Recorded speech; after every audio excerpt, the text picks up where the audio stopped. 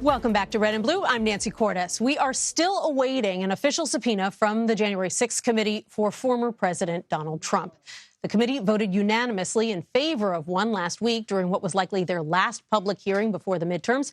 They're expected to issue the subpoena as early as Thursday.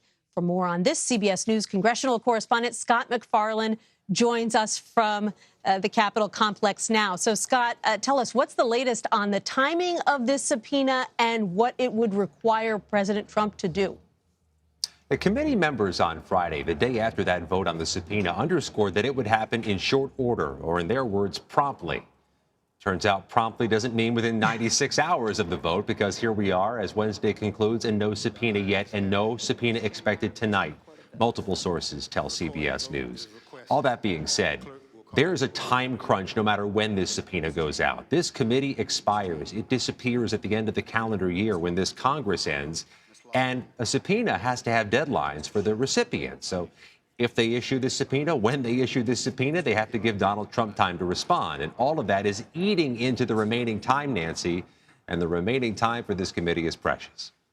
So it sounds like you're saying he could essentially run out the clock if he wants to. Has he said anything publicly about whether he would be willing to comply?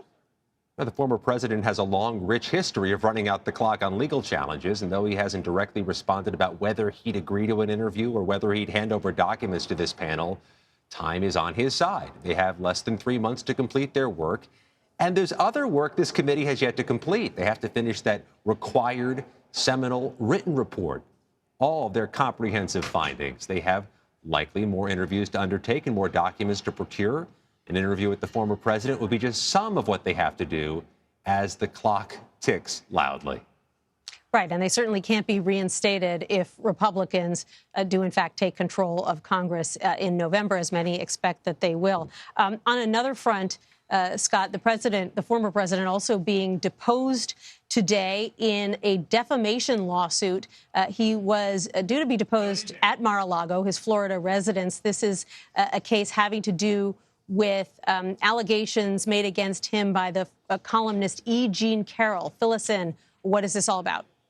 And that deposition was scheduled for today. In previous reports, Carroll's attorneys didn't want to disclose the location or time of the deposition. No need for them to release that information publicly.